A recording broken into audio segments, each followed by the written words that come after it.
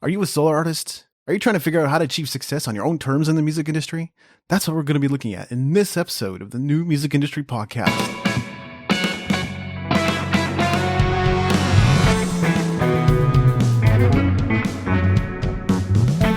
You're listening to the New Music Industry with David Andrew Weeb. Hey, it's David here. So you're a solo artist and you're committed to finding your path to independent or even major level success, but you're not sure what you need to do to get there. Not to mention, the task seems daunting because instead of working together with committed band members with different skills, you end up having to take on the entire load yourself, be it social media, updating your website, promoting your gigs, or otherwise. You'd love to be able to get to the point where you can focus on your creativity, make great music, and engage your fan base without having to worry about all the other stuff. You don't want to feel anxious before every gig because you're not sure whether it'll be well attended, constantly be running errands to ensure you're staying afloat financially, or feeling burnt out all the time because of the demands on your time and schedule. Creating independent success might seem akin to navigating a minefield. Fortunately, I've been reflecting on my years as a solo artist as well as everything that has worked and hasn't worked for me. Here are my best tips to help you find your path as a solo artist. Achieve independent music success in 3 simple steps. There are basically 3 steps to blazing your trail to independent success. I'll be explaining each step in more detail in just a moment, but here's a mile-high overview. The first step involves honing your craft, but this means more than just getting good at playing your instrument and singing. The reason this is important is because it increases your collaborative opportunities, which can lead to increased stage time, exposure, revenue, and more. The second step is laying the relational groundwork. This is about developing the right relationships and being intentional about the process. If you do this right, you'll find that you don't need to do much of your own booking work. Gigs and opportunities will come to you in the form of referrals and recommendations. The third step is growing and solidifying your portfolio. The more credible you are, the more people will want to work with you, and this will open doors. The thing is, you don't necessarily know what indicators are going to matter to whom. This step is all about laying your spiderwebs to capture opportunities from a variety of channels, and I'll be sharing how. Keep listening to find out more. Step 1. Hone your craft. It might seem obvious that you would need to keep improving as an artist to write great music, but this goes well beyond that. In singer-songwriter or solo artist culture, it's been my experience that collaborative opportunities abound, and if you aren't taking advantage, you're missing out.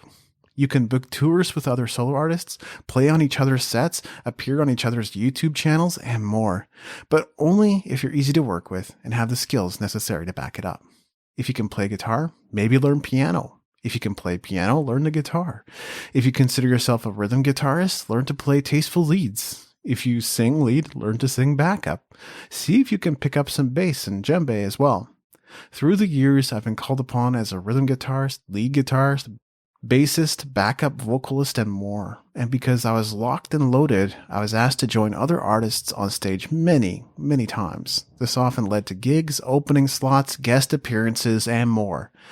At a singer-songwriter open mic night, for instance, you can easily double, triple, and even quadruple your stage time simply by being available and being the kind of musician others like to work with. If you compliment others well, a performance at the local cafe can quickly turn into a tornado of opportunities. This also tends to solve the problem of trying to make it on your own, doing everything by yourself, and relying on your own draw and skills to grow your career. You can work with others and leverage their draw and skills as well. Growing as a solo artist is often a collaborative effort, and if you make it a point to look out for opportunities to work with others, you will go further faster. Step 2. Lay the relational groundwork. Like step 1, you might think this is all about collaboration, and while you might be presented with such opportunities, there's more to this than meets the eye. Eventually, I got to a point in my solo career where it was extremely ineffective for me to seek out and book my own gigs. I came to rely primarily on my contacts, who usually led bands of their own. These contacts were either well acquainted with the local scene or constantly engaged in their own research and legwork that if they came across opportunities that were better suited to solo performers, they would notify me. And because of their endorsement, it was easy booking gigs with venues who already had a sense of who I was. If you don't put effort into building relationships locally and even all over, you won't ever be in the position where others are recommending you. So some legwork is par for the course. You may need to do favors for others. You may need to play in a few bands, even if it's just to fill in for a member who couldn't be present. But long term, you can get to the point where you rarely, if ever, need to book your own gigs because of the relationships you've built. Other relationships that can be of immense help include the staff of guitar or music stores, universities and colleges, churches, and more.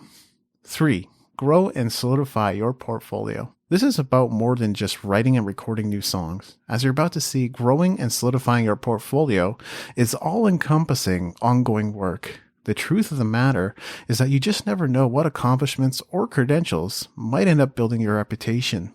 Some of it is predictable, like quotes and testimonials from notable industry people, being played on mainstream radio, performing at notable festivals, and so on. But for others, the fact that you performed with one of their favorite obscure singer-songwriters might end up being the hinge that swings doors open.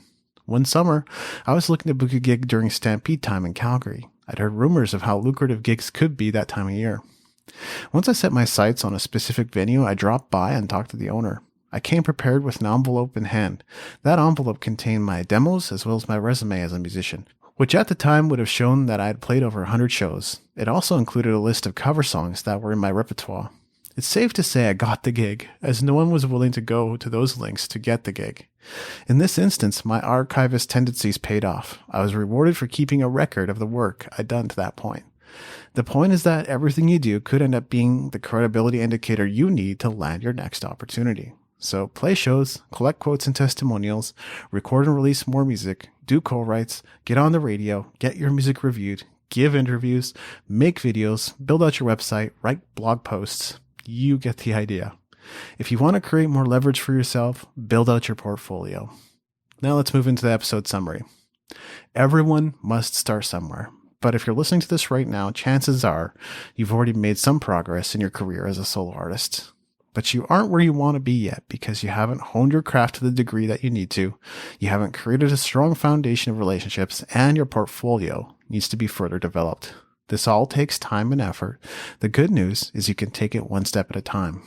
Once you've done the work, you'll be presented with more opportunities. You'll be able to maximize the results from your live performances. You'll be exposed to a larger audience. Your reputation will precede you. You'll get more gigs as a result of word of mouth, referrals, and recommendations. Doors that previously didn't open for you will begin to open. You won't have to work as hard for gigs and opportunities. Your music income will increase. Your fan base will steadily grow. You'll be able to enjoy your creativity and passion more. You'll achieve a greater sense of fulfillment in your career and more. But remember, if you don't act, you won't enjoy any of these benefits. Not to mention, you'll need to live with the regret that you could have put in the work to make your dreams a reality.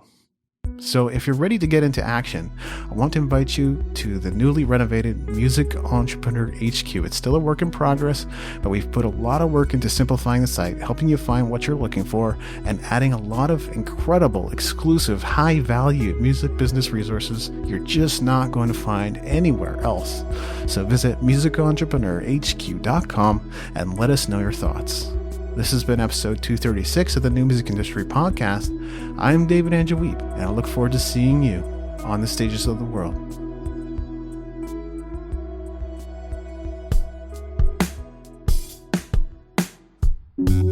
Thank you for listening. Music in this episode was brought to you by Brian Young. Wherever you're listening to this right now, please consider leaving a 5-star review and comment to help us get the word out about the podcast.